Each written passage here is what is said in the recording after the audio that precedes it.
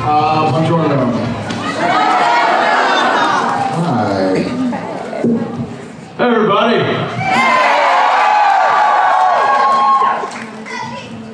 What?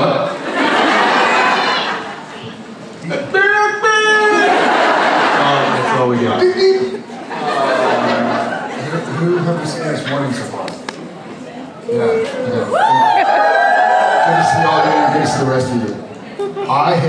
I hit a like a brick shit wall of jet lag about an hour ago, and now I'm like feeling it. I'm back. I'm back. I'm alive. Oh, great. All right. Well, good morning. Let's people are standing up, so let's say hey. Where are we going? Hi. You have a hand. Good morning. You're in the dark. Find your light. Good morning, good morning. Good morning. Had enough coffee yet? Yeah. So if I start pacing, you'll know why. Well, first I want to say I want to see you soon on Hot Ones. We've been trying for years. Really? I met him in the green room of a UFC fight in Vegas, and I was like, dude, I'm a big fan. He's like, I'm a big fan too. I was like, well, then what the fuck? Like, let's do it. I'm done. Would you do it? My question though was, all-time favorite director and why? Wow. Jensen would love to answer this first. All-time favorite. I don't know, that's a tough one. There's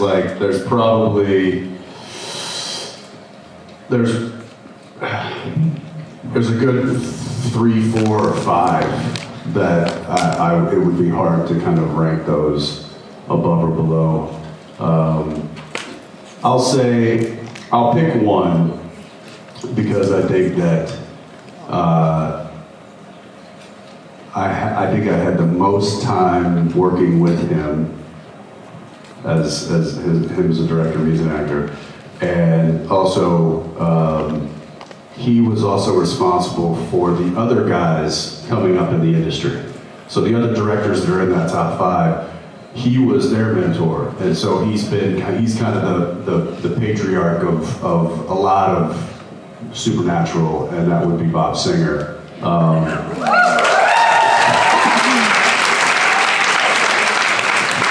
You know, he was the parent on set. He was the big papa and El Jefe, as some people called him, and he really was a mentor to almost that entire production, from us to the crew to other directors that would come through, and everyone just held him in the highest regard and had the utmost respect for him. And I learned so much from him. He wasn't a teacher in the traditional sense. He wouldn't sit you down and say, these are things you need to look out for. These are things. This is wisdom that I learned and I want to pass on. It was just his way of being that you just learned from. And so I think that as a director, because that was his role, but more as just somebody that I learned from for 15 years, it'd be hard not to say Bob Singer. I agree, totally. And to his point, that's the easy way out. Yeah, what did he say? Thank you. No, I think I had time to think about it while he was answering, and totally true. Like, there are probably 5 or 6 directors that if I were to get, like, he has 35 jobs currently and 48 shows that he's the lead of. But I'm not really working right now. I mean, other than in Toronto, the boys. To that point, like Phil Segrisha, and I love Nina Lopez Corrado, and I love, rest in peace, Kim Manners, and rest in peace, Charles Houston, yes. John Showalter. each director brings out something different. And so I will say with a TV show like Supernatural that goes for 9 months, like somebody like Phil Segresha, he started out as an editor, and so he wants as much as possible. And to his credit, like when you're shooting with Phil, you can just try out whatever you want. And Phil is infamous for Eye of the Tiger. You know, he's just like, let the cameras roll, let's see what happens. And then he gets on the friggin' Impala and starts playing the lead guitar. You know, not a lot of directors would have kept the cameras rolling. So he may have still done the same thing, but we wouldn't have been able to share it with the world. And then there's some directors. I worked with a guy named Steve Robin on Walker, and he has my blood. But he's like a family first guy. Like if someone's having something happening at home, he's like, we'll figure it out. Like family first. Like we're playing pretend. So there's so many. It'd be difficult, but I've learned a lot from Bob and Ken and Steve and Phil. Like there's so many. That's a great question. You really thought about it. I'm Josefina, and you're so welcome to Sweden at any point. I've been to Sweden. I went to Stockholm. When? I went last summer. I went to the ABBA Museum. So they're like, yes, you went last summer. I have it here in my journal. Are you said Josefina? Josefina. Josefina, nice to meet you. Nice I'll to come meet visit you. your country. I had the meatballs like in Stockholm. Sorry, meatballs, what? So I had. I want to talk about your meatballs right now. Thank you, Josefina. Thank you. Hi. Hi. I'm reading it because otherwise it won't come out. My question for you guys, more of an advice request for everyone that can relate with that, such as myself.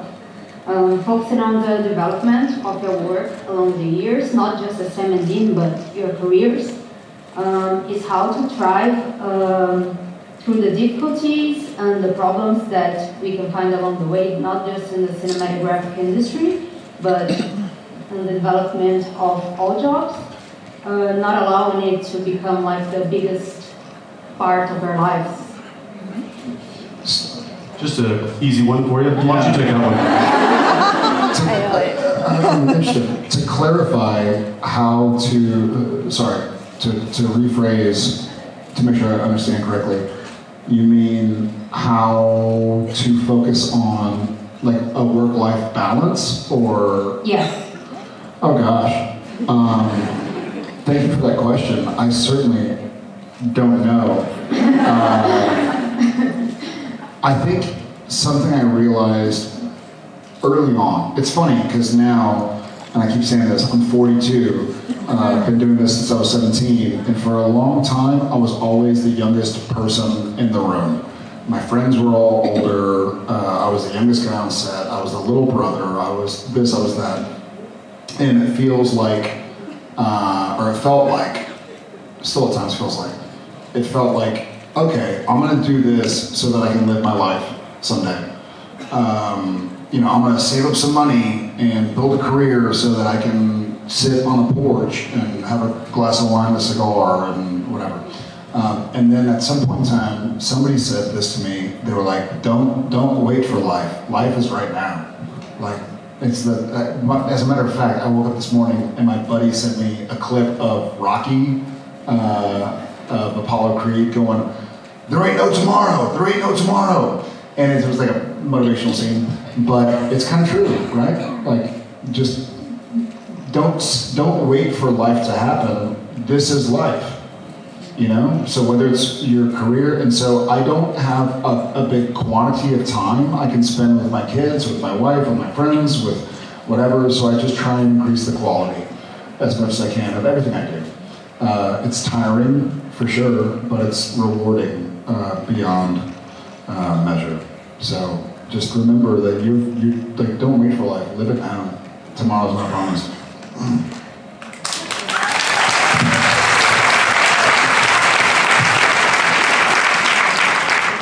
Yeah, a similar. Oh, great. What he said. What he said.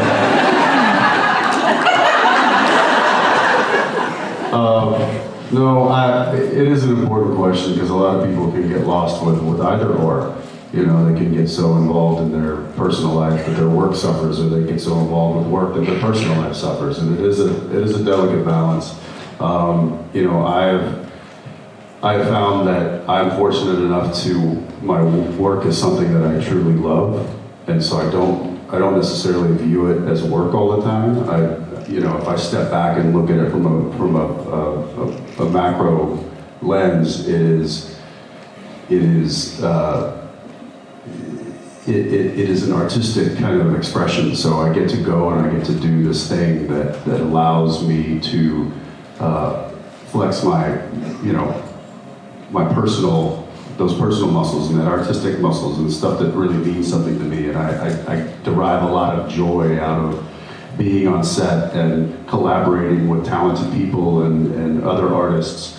And so the only downside to that is that I can't be in two places at once, because I also love being at home with my family and with my friends, and that fills me with a lot of joy as well. So like Jared said, I think it's really just being present, and whenever you're doing what you're doing, making sure that you do it because you want to do it. You're there because it means something to you and you're getting something out of it.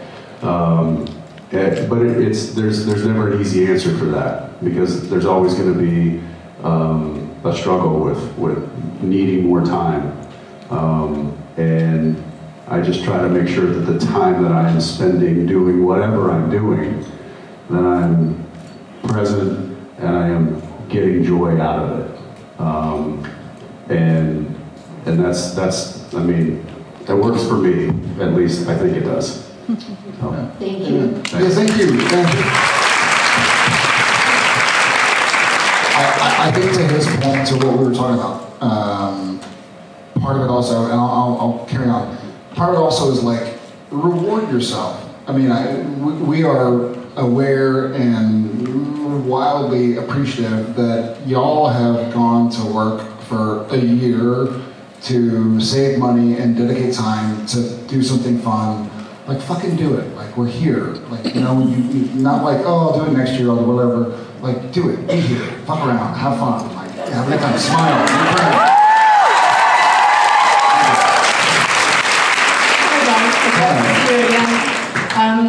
I would like to know, we all know what Sam and Dean think of the convention in season 5. What do you think the Sam and Dean versions from the other dimension in season 15 would think if they would be here tonight? Feel free to act it out if you like.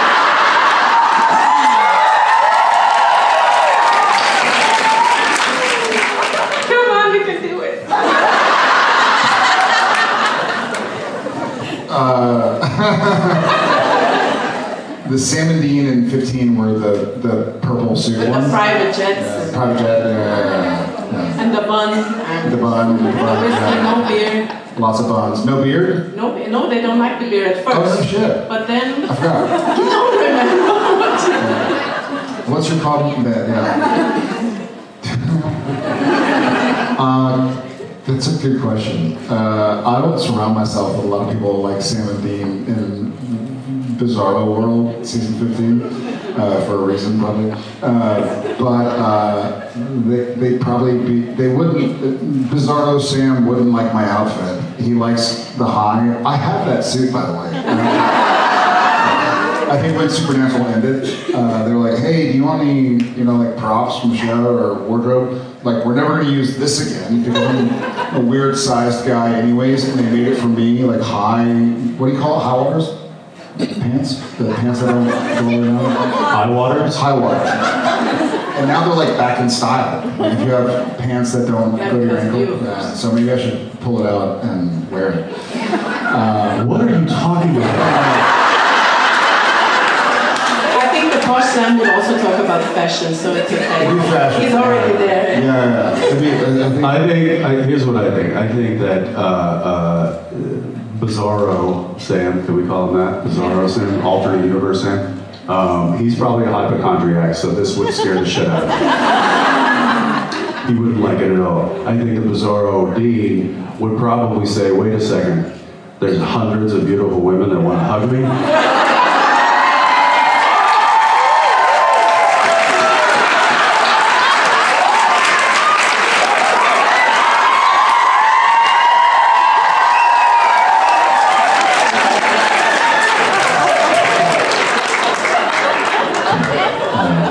Thank you. Sorry, everybody. On behalf of everybody. Hi, how are you? Hi, I'm really good. I'm asking the same question to everybody here. And the question is... Should I pass the mic around? Yeah, sure. The question is, what's the most memorable or fun gift that you got from fan? And I hope you don't go like Misha did and creepy pictures of your houses and friends. I hope it's not that.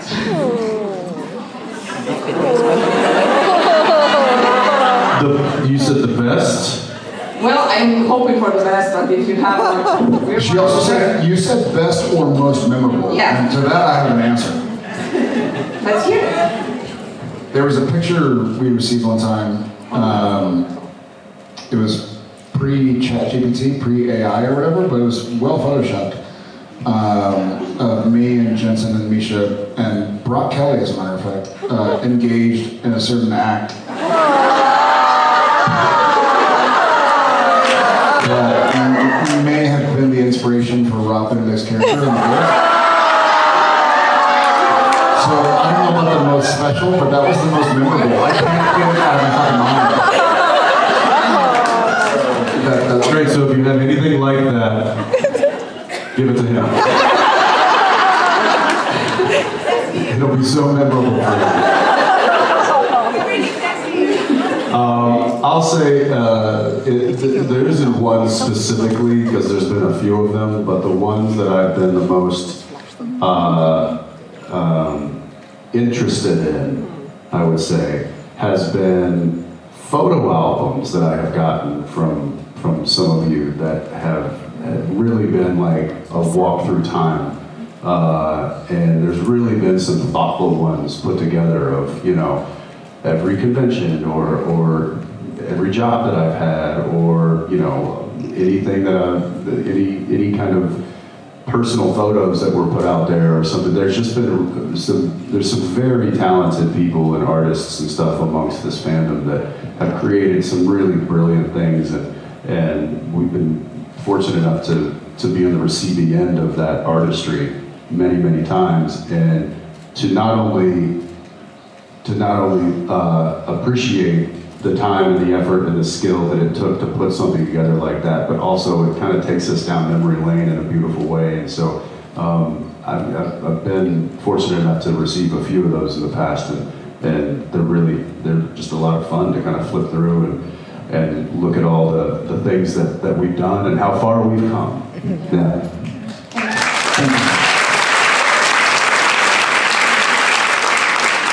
And just in case this is like TikTok or Snapchat or whatever and makes it to the World Wide Web, I'd like to answer on behalf of both of us.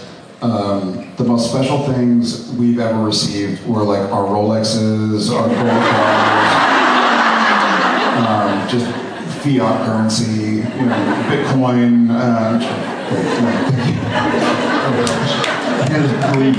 I saw you saying that the moment you opened your mouth. I was like, I know where this is going.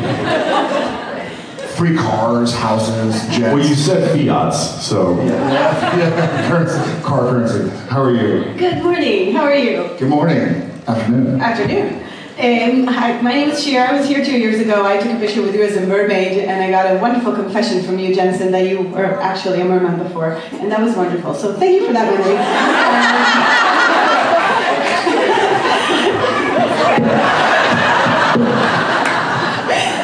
And now I have something fishy.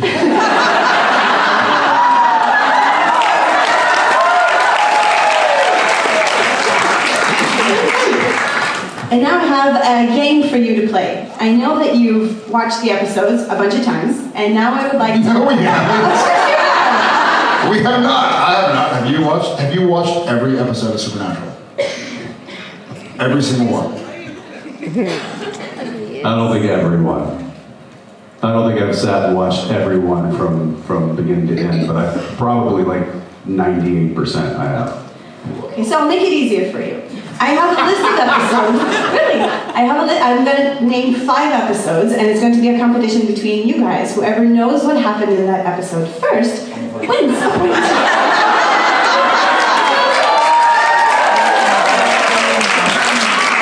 I just want to just say that my long-term memory is not what it used to be. Largely because it has been removed to make room for my short-term memory, which serves me in my job much greater than remembering something I did 15 years ago. He, however, is a freak of nature and has a bigger head. As a matter of fact, he doesn't even know what his name is right now. Do it, let's do it. Okay, question number 1, which is very important to all of us. What happened in the episode Justin Bell? Justin Bell.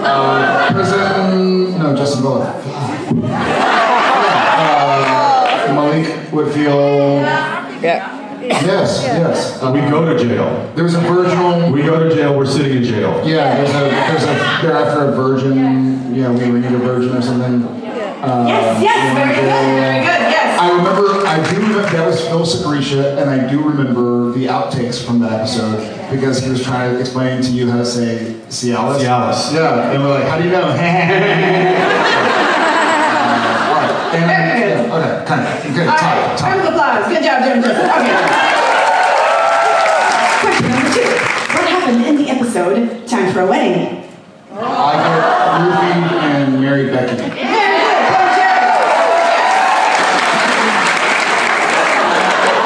I'm over here going, there was an episode called Time for a Wedding. Episode number 3. What happened in the episode In My Time of Dying? Somebody died. I died. Dean dies. In what version? Dean dies and goes, and oh, he's mowing the lawn. Just kidding. He doesn't like have a thing where like Mary and no, that's just kidding. Just making sure you're paying attention. There was a death. And it was just in time. Is that when Dean dies or Sam dies? Dean dies. Should we help you? Wait. Okay. Stop it! Did Eric Kripke direct that episode? No, he did. What is it? Shut up! I'm just working through some things. Give us a hint. Tessa! What? It's at the Reaper. Yes. Oh, was that the Riverview Hospital? No. Yes! And she has yellow eyes. She can't see him, and so he's. I remember the fucking gag reel because he's moving her hand. Wait, was this when Jeffrey? It was Kim Manners. 201. Kim Manners directed. 201. And it was the cup drop, the coffee cup drop.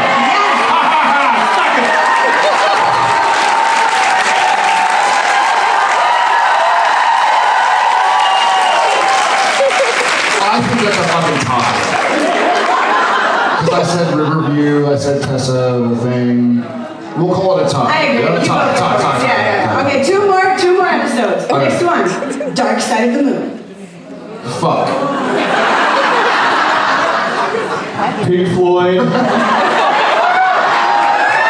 and the Wizard of Oz. No, just kidding. I don't know. Eric dies. Dark Side of the Moon? Yeah. What season? 11? 9? 5?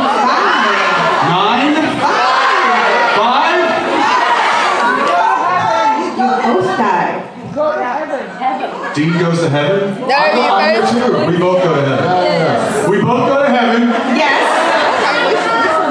and there's a moon. But it's dark. Who dies? We both die. We both go to heaven. You visit each other's memories. And right. Yeah, I was gonna say that. But I think the audience gets point. Okay. So, Okay, one more. so I think we're all tied up. We have 2 ties. I have 1 win. He has 1 win. And the audience has to. Okay, tiebreaker. Here we go. All right, last one. What are we going to choose? Okay, so Free to Be You and Me. One of my favorites that you do not remember.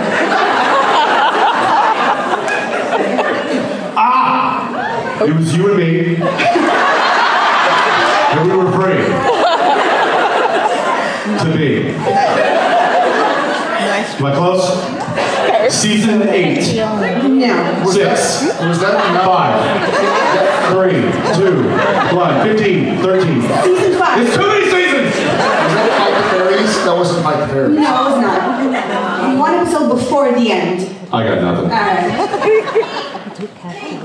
Nothing. Kane? Oh, fuck off.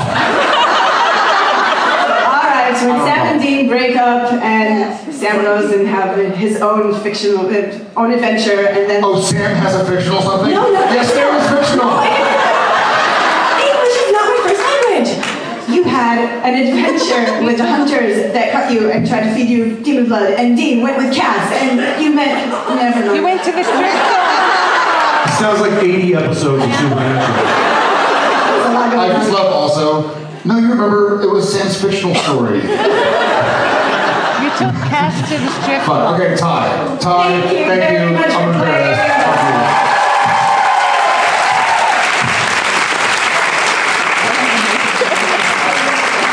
What did you like? How are you? I don't like that game. A tie's good. I'll go over. By the way, we are officially 0 for 5. Essentially, at the end. Anyways, hi. Hi both of you. It's lovely to see you here again. I'm Anna. The last time I asked a question about iconic lines, and I'm going to save that for later, but I wanted to ask about executive producing. You've both been executive producers now, and I wanted to hear maybe one instance where you were pleasantly surprised about the role, even though after doing 15 years on Supernatural. And one instance where you were quite challenged and you didn't actually expect that to be so challenging. You mean as far as, because we didn't EP Supernatural. No, as executive producers in the work that you've done. Oh, I see what you mean. Okay, got it. Since Supernatural. God. Okay, so having seen the industry as EPs, what we think about some of the things that happen in Supernatural. What was one thing that kind of surprised you positively, and what was one thing that kind of surprised you negatively as an EP? Yeah. Okay, positively. Thank you, Jensen. I'll start. I think one of the things that surprised me positively was reassuring was that there are so many things. By the time the script got to us in Vancouver Supernatural, there were fires that we could put out on set, and for a long time we didn't have an EP full time in Vancouver. We kind of were. We like a rose by end of the name would smell sweet. We were on set putting out fires.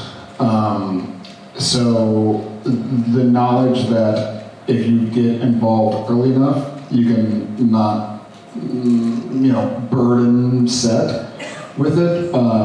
What surprised me negatively, and I mean this, and I say this to young actors and actresses, is finding out how silly the casting process can be. It's like, oh, person number 1 is fucking perfect for the character. Oh my God, what a performance. And then you get a phone call from the studio or network like, no, they have brown hair. Like, so maybe it's like justification for myself. Honestly, like we've been through the same thing. Too tall, too short, too black, too white, too big, too small, green eyes, blue eyes, whatever. That must be really frustrating. I'm sorry? It is, but it's frustrating, but also, as an actor who, I've been on 1,000 auditions, and I'm considered successful because I've booked 20 of them, going like, oh, maybe it's not, and we both, and he directed many episodes of Supernatural, And then we'd work with somebody a couple seasons later who was like, oh yeah, Jensen, I auditioned for whatever. And he'd say to me like, God, I remember that. And she was the best, or he was the best. But they weren't available the second Friday or something. And so you lose a role. You don't find that out as an actor. You just find that you lost the role. And so it's hard to say to somebody like, hey, you were my choice, but you're the same height as this person, or Jared's a giant. You don't want it to get back to the person that did get the role that they weren't the choice. You know, so you kind of have to cover your yeah, the politics tracks. You know, I think we were fortunate for many years, especially on Supernatural, that we just got it and we got to pretend and make art. We didn't have to deal with the politics, and so the politics of it are unfortunately real.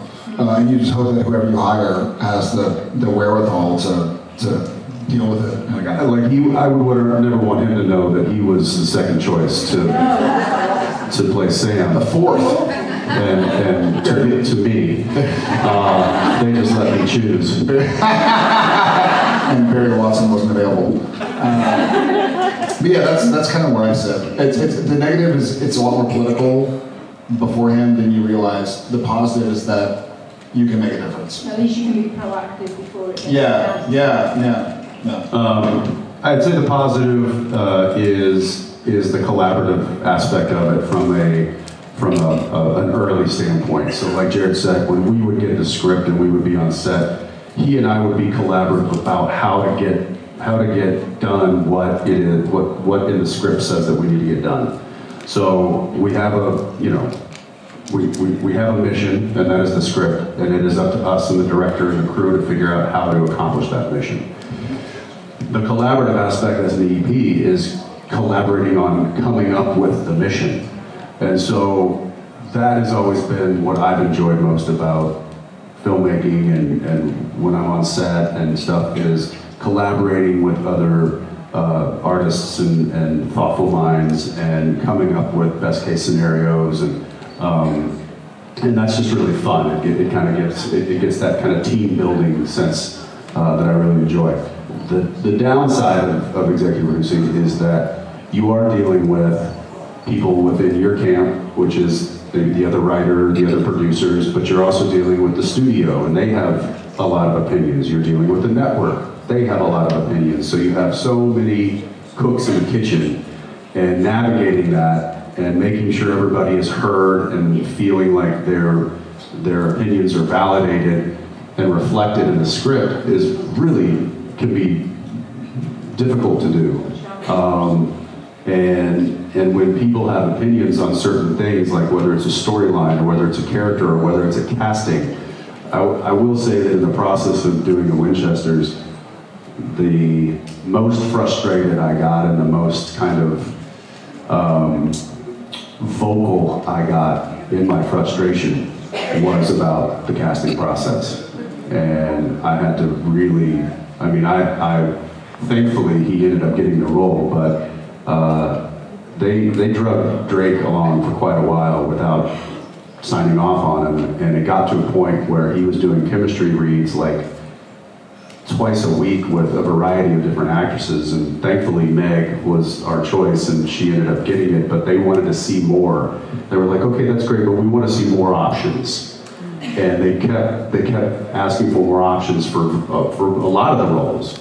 And it was like, we had already kind of made our choice. Like, we knew who we wanted, and they just kind of kept wanting to see options and options and options and options. And finally I was like, this is ridiculous. This has got to stop. Why do you think that was? Because when we look at Drake, we're like, it's just perfect. Yeah, well, because a lot of times there's people that there's maybe one person that's like, I don't see it. Or, I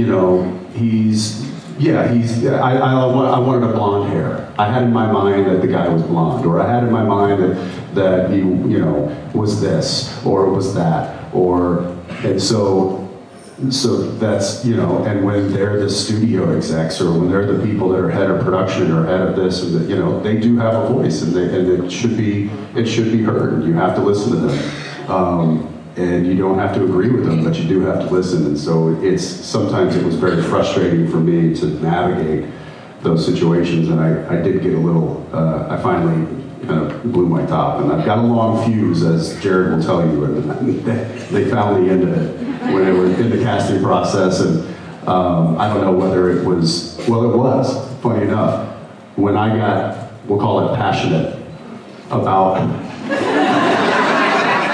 the casting process and the actors that we wanted.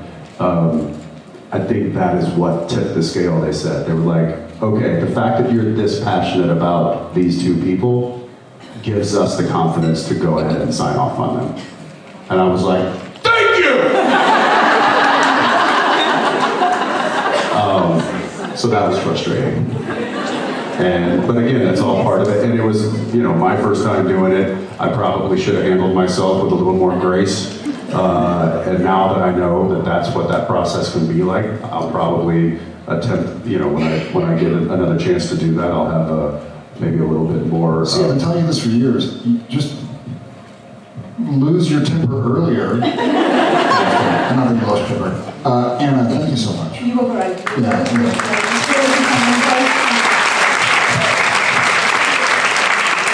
How are you? Hi. Hi. So I was the last question at JIB last year, and I asked all of you the question, what was the dumbest way you ever injured yourself? And everyone answered except for Jensen, because he set it up perfectly and then he got cut off by music. So hopefully that won't happen now. So please tell us your story.